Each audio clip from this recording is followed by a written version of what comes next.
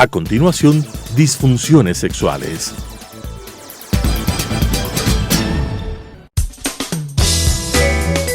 Clasificación A. Apto para todo público.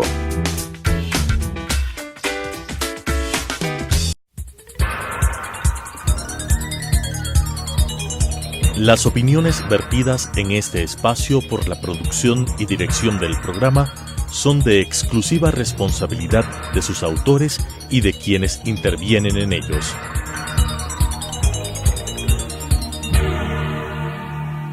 Telesucesos Canal 29 UHF presenta Disfunciones sexuales. Un capítulo de la medicina sexual es el estudio y conocimiento del anormal funcionamiento sexual del hombre, la mujer y la pareja, su correcto diagnóstico, sus soluciones y tratamientos. Con la dirección del Dr. Augusto Díaz. Disfunciones sexuales. Buenos días, distinguidos televidentes de Telesucesos Canal 29. Otra vez su amigo de siempre para hablar de las disfunciones sexuales. El día de hoy tendremos un tema muy importante y muy grande, muy largo, por lo tanto le dividiremos en dos partes. La primera parte el día de hoy. Y para hablar de las malformaciones del pene, exactamente, las malformaciones del pene podríamos clasificarlas desde varios puntos de vista, pero el más importante es con respecto a las enfermedades del pene congénitas y en segundo lugar, las adquiridas. Las congénitas quieren decir son malformaciones que se tienen con el nacimiento. Por lo tanto, tiene que ver con la edad y al hablar de la edad vamos a hablar de los niños, digamos, pequeños, 4 o 5 años y aún recién nacidos. Y luego tenemos el adulto y luego el adulto mayor. 3 clasificaciones importantes que nos van a servir mucho con respecto a la clasificación de adquiridas y de congénitas. Para hablar de las enfermedades congénitas tenemos que hablar de las malformaciones que se realizan, que se producen cuando está en el feto en el momento del embarazo, ¿no es cierto? En los primeros momentos, en los primeros estadios, en las primeras semanas, hay una disminución de los andrógenos. Andrógenos son las hormonas sexuales masculinas y esto puede contrarrestar y traer algunas enfermedades de malformaciones del pene, porque en esta etapa es cuando se forma el pene, ¿no es cierto? El falo se llama, ¿no es cierto? Entonces, en esta etapa, una disminución de los andrógenos o una supremacía de los estrógenos, hormonas femeninas, pueden traer malformaciones. Y esas malformaciones se van a ver al nacimiento. Vamos a hablar de estas malformaciones rápidamente, porque no es prácticamente mi especialidad. Pero dos malformaciones importantes son el pene pequeño, o sea, micropene, o también el pene grande, o sea, macropene, ¿no es cierto? Este macropene es muy difícil de encontrar, lo he encontrado muy pocas veces en mi experiencia, y se dice que es cuestión de raza y todo esto, pero no hay tal. En realidad sí puede haber una predominancia de la raza morena, pero no hay tal sufisma, digamos así, que siempre se cumple. No se cumple exactamente, pero el micropene sí es bastante importante. Para hablar del micropene tenemos que ver cuando está el niño recién nacido o cuando el niño tiene pocos años de edad. Aquí no tenemos medidas, no tenemos parámetros, es imposible tenerlas en ninguna parte del mundo. Aquí lo que nosotros hacemos es más o menos un parámetro de comparación entre el desarrollo ponderal del niño, ¿no es cierto?, ponderal de sus órganos, de sus extremidades, de su cabeza, de su tórax, de su abdomen, de su estatura. Y tenemos una comparación con el desarrollo del pene para ver que es muy pequeño. En realidad hay penes muy, pero muy pequeños, ¿no es cierto? Esta es indudablemente una malformación importante, una malformación que felizmente, haciendo los respectivos estudios endocrinológicos, o sea, hormonales, ¿no es cierto?, nosotros vamos a tener una forma de tratamiento, un tratamiento de reemplazo hormonal. Este reemplazo hormonal tiene que ser muy meticuloso y además de eso tiene que ser constante, frecuente el seguimiento que se debe hacer con el objeto de no entorpecer el desarrollo normal, no solo del pene, sino del resto del organismo del niño, ¿no es cierto? Entonces aquí tenemos la primera malformación que se puede tratar a esta edad solamente con tratamiento clínico. Tenemos otras enfermedades que son congénitas. Ya estas son malformaciones no solo de toda la estructura del pene, sino más bien de la uretra, ¿no es cierto? Y aquí tenemos el epispadias y el hipospadias. ¿Qué quieren decir estos términos un poco raros? Epispadias quiere decir que el conducto por donde sale la orina, más bien dicho, el huequito por donde sale la orina, que se llama meato, está mal localizado. Está localizado por detrás del glande y en la parte superior, digamos así, en la parte dorsal del pene. Se llama epispadias. Quiere decir que tiene una localización anómala. Quiere decir que durante el embarazo no se desarrolló este feto adecuadamente. El hipospadias es todo lo contrario. Es que este huequito, que ya le dijimos, que se llama meato, está saliendo en la parte ventral, en la parte de atrás, digamos así, en la parte de abajo del pene, asimismo por detrás del glande. Por lo tanto, el glande quedaría libre, quedaría sin el huequito por donde sale la orina. Este epispadias y hipospadias viene acompañado de otras malformaciones, generalmente una malformación del prepucio. Y esto definitivamente el urólogo, que es el especialista que trata esto, tiene que hacerlo en una forma muy meticulosa, tiene que tener que estudiar varios parámetros, digamos así, varios parámetros para ver si es que vale la corrección quirúrgica o no, si es que va a ser útil la corrección quirúrgica, si no va a traer otras complicaciones a nivel de la uretra, a nivel de los cuerpos cavernosos, a nivel de la erección. Por esta razón, definitivamente, esto hay que tener mucho cuidado para hacer un diagnóstico adecuado y un tratamiento adecuado, el hipospadias y el epispadias. Otra malformación frecuente es el prepucio redundante, indudablemente. Esta telita, esta piel que cubre el glande es en muchos casos, en muchas ocasiones, muy grande, bastante grande, a veces 2 o 3 veces más grande que el tamaño de la masa corporal del pene. Por lo tanto, esta sí es una malformación importante y que se va a hacer visible no solo en el niño, sino en el adulto y inclusive en el adulto mayor. En el adulto joven, digamos así, en el adulto mayor, esta ya puede ser una complicación importante, ¿no es cierto? En el adulto joven hay muchas veces que este prepucio inclusive no ha sido tratado adecuadamente, no ha sido cuidado adecuadamente. Quiere decir que inclusive ha quedado cubriendo sin poderse descubrir el glande, ¿no es cierto? Y esto ya es una complicación importante que trae infecciones a repetición, que trae problemas importantes de la erección, que trae problemas importantes de la micción, o sea, en la orina.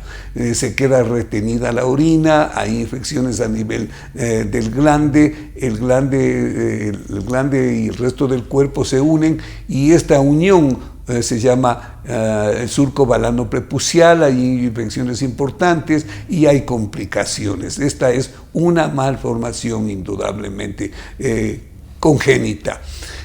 Estas no son malformaciones adquiridas, estas son congénitas definitivamente. Entre las malformaciones adquiridas, tenemos que decir que estas son generalmente malformaciones que suceden en el adulto mayor sobre todo. En el adulto joven también, indudablemente, porque hay estas malformaciones adquiridas se deben a malos hábitos en primer lugar. Por ejemplo, un hábito que puede traer una malformación es la masturbación. La masturbación, alguna vez ya lo dijimos, trae múltiples traumatismos a nivel de toda la masa del pene, pero sobre todo a nivel de la capa que envuelve el pene, que se llama albuginia. Esta malformación es un endurecimiento, se vuelve dura, nosotros le llamamos fibrótica, ¿no es cierto? Se vuelve fibrótica y no lo hace generalmente en toda la circunferencia de esta capa que cubre los cuerpos cavernosos del pene. No lo hace en toda la circunferencia. Generalmente en la parte dorsal, o sea, en la parte anterior, o si ustedes quieren llamarle de arriba del pene, ¿no es cierto? Y en la parte ventral, o sea, en la parte de abajo, o sea, en la parte posterior del cuerpo del pene. Ahí es donde más se presentan estos endurecimientos, como una cintilla larga, ¿no es cierto? Yo les sé decir a mis pacientes cuando les examino que es como un cable, que es como una cuerda. Mire, le digo, señor, estoy tocándole una cuerda fibrótica, una cuerda dura, es como un cable, es como un cable eléctrico duro, fuerte, pero está un poco más aplanada que un cable, ¿no es cierto? Y tiene unos filos que son a veces como cortantes, como de Gillette, muy afilados, o si no, con la evolución, con una buena evolución de buen tratamiento, estos filos que lastiman, por decirlo así, muy agudos, van cambiando y se van volviendo romos, o sea, redondeados, con un buen tratamiento. Pero esta es indudable una malformación importante que va a traer dos cosas. En primer lugar, curvaturas del pene. Las curvaturas del pene van a ser, por lo tanto, hacia arriba o hacia abajo, principalmente, y también pueden ser laterales, hacia la izquierda o hacia la derecha. Cuando esto sucede, indudablemente, y no es muy grande la curvatura, no tiene importancia, con una buena erección fuerte, rígida, muchas veces se corrige. Cuando el paciente es un adulto mayor y tiene problemas de disfunción eréctil, indudablemente esta curvatura es mucho más visible e interfiere importantemente dentro de la relación sexual.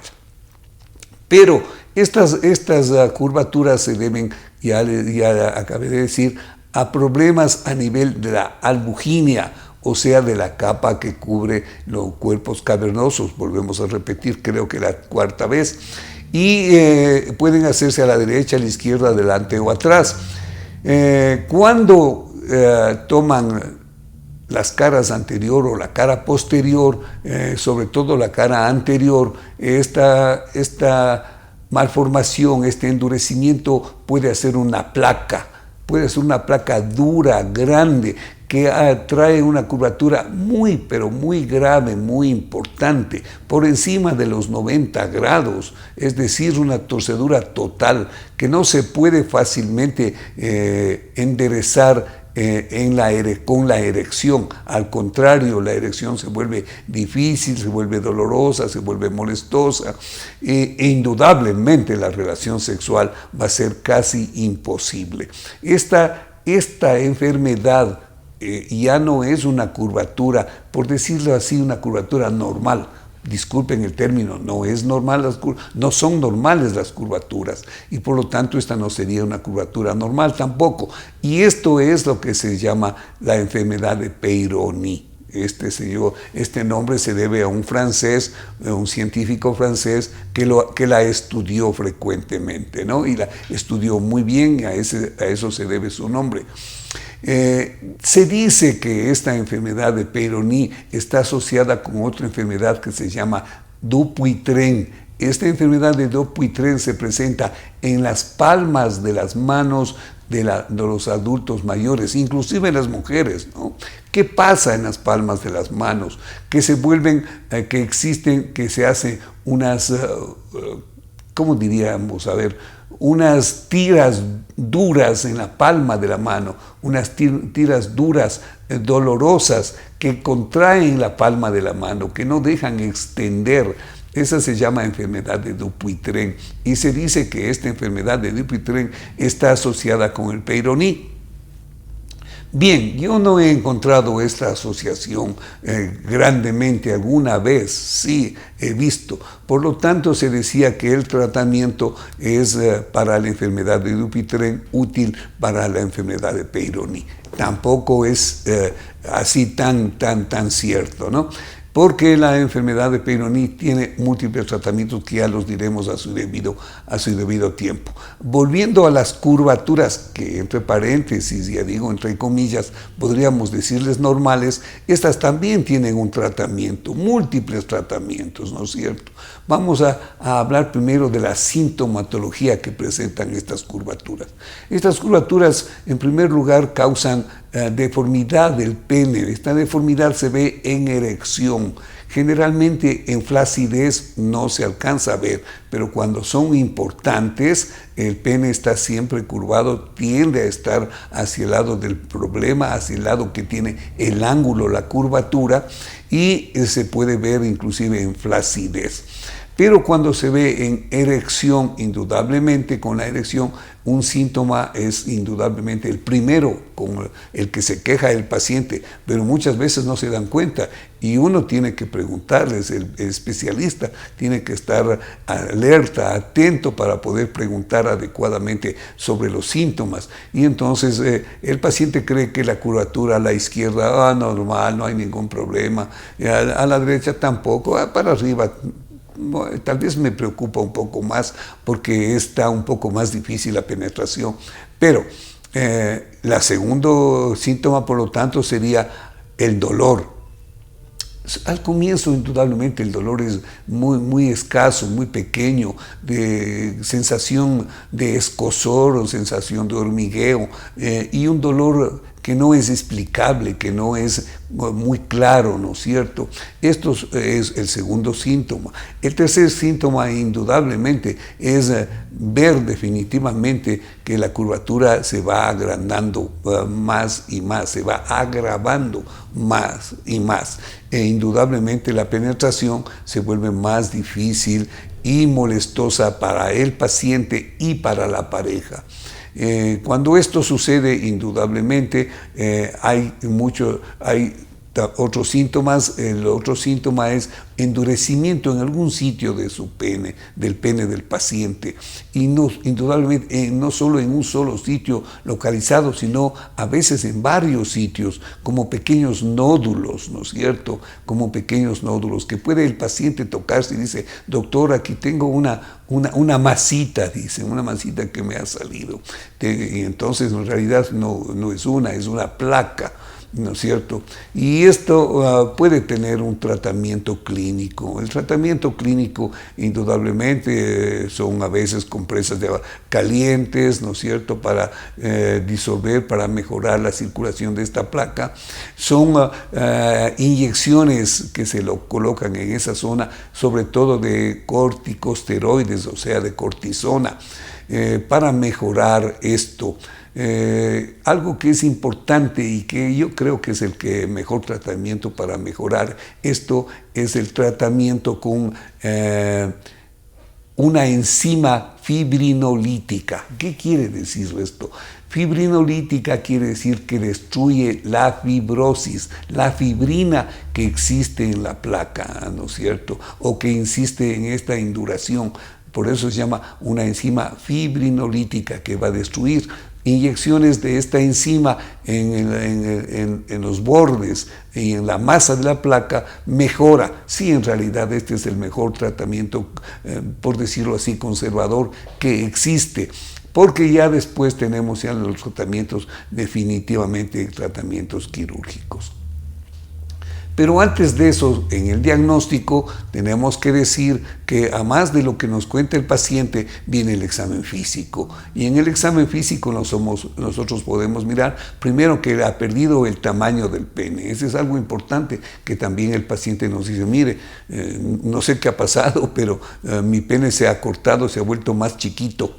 Definitivamente así sucede, está más chiquito definitivamente. Entonces en el examen físico vamos a ver esto, vamos a ver también la curvatura en flacidez, y luego cuando le demos una erección rígida por medio de una inyección intracavernosa, ¿no es cierto?, de alguna sustancia vasodilatadora, entonces vamos a mirar la curvatura y también vamos a tocar el sitio de la placa. Esto es importante, tocar el sitio de la placa, ver el sitio de la placa, hacer al paciente que él la reconozca, que él también toque la placa.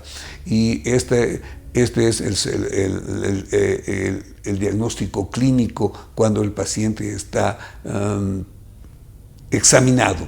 También los reflejos están disminuidos, definitivamente el reflejo bulbocavernoso ha disminuido y los cremasterianos también están disminuidos. Esto es importante.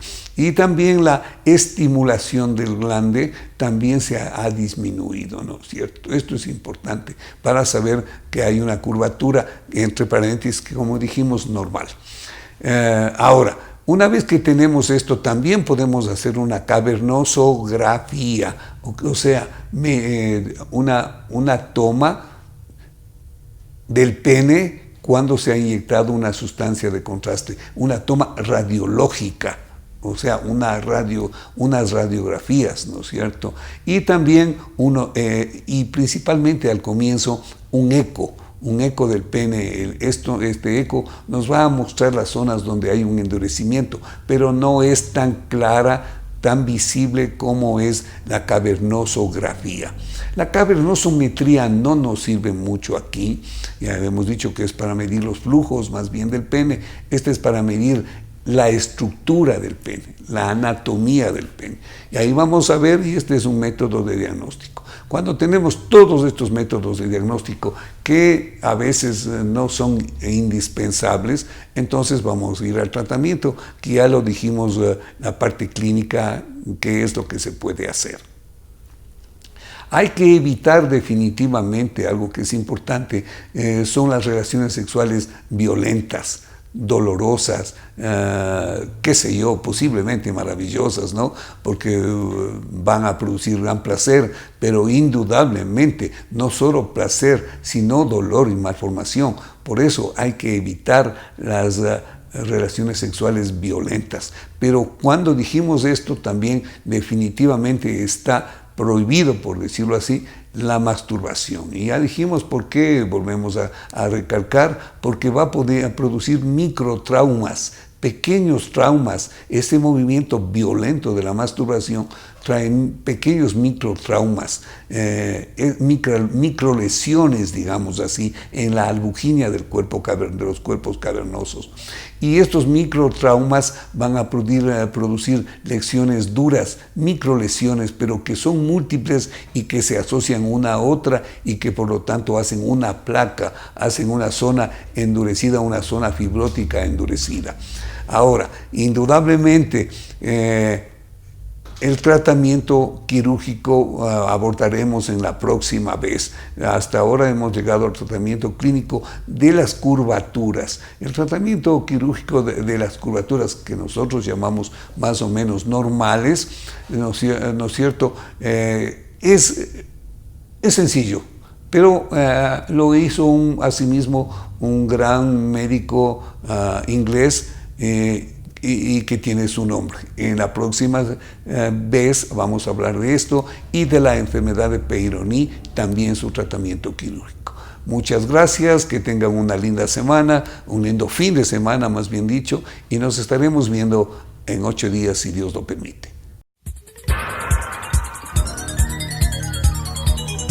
Las opiniones vertidas en este espacio por la producción y dirección del programa son de exclusiva responsabilidad de sus autores y de quienes intervienen en ellos.